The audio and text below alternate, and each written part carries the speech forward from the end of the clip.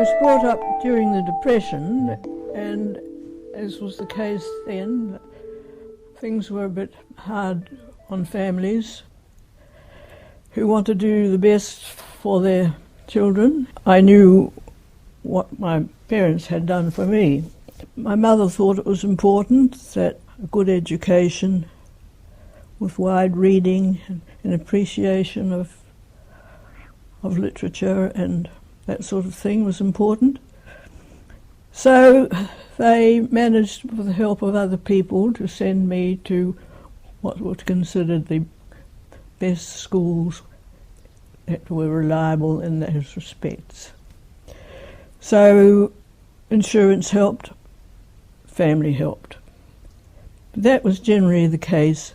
I went to Rangiruru and was there for 7 years. They were typical in a way because they were highly respected women who had done wonders for themselves in the education scene. When I was at Rangiruru, there was one particular time when we were asked to do subjects which were not actually in the curriculum, but a sort of choice of subjects, and one of them was public speaking. I told my mother about this, and she said, "Oh, that's very good." She said, "And the best people who are worth listening to are the ones who speak clearly, they don't and ah, and they prepare their notes well beforehand, but they don't read from them." So I bore this in mind, and when my turn came, I stood up in front of the class and I was as nervous as Billy-O. But never mind, I kept my eyes fixed on a far corner of the room and I delivered my spiel without any notes. The comment was afterwards, well, June's speech was noteworthy for the fact that she didn't have any notes.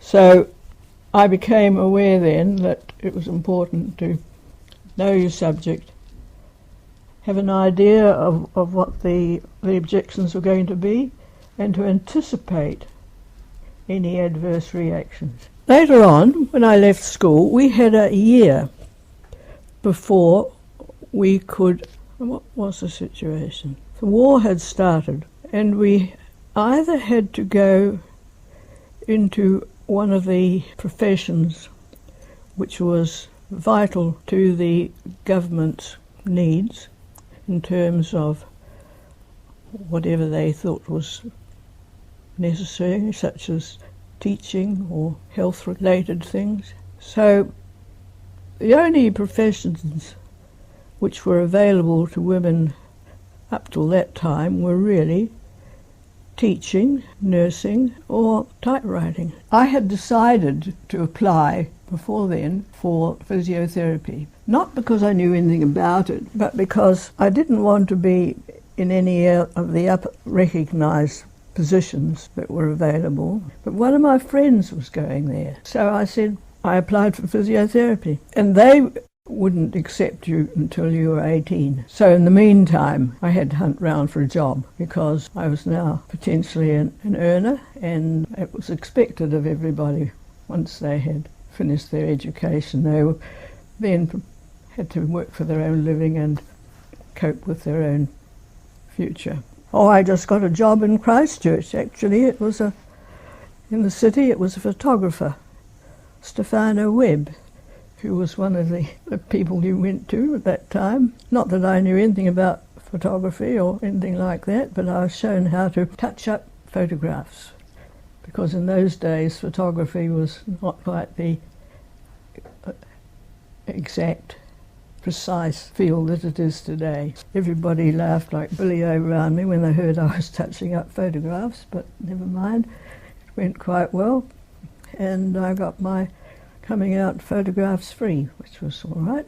Not that that mattered at all, but it was one of the things one did in those days. You had a coming out function.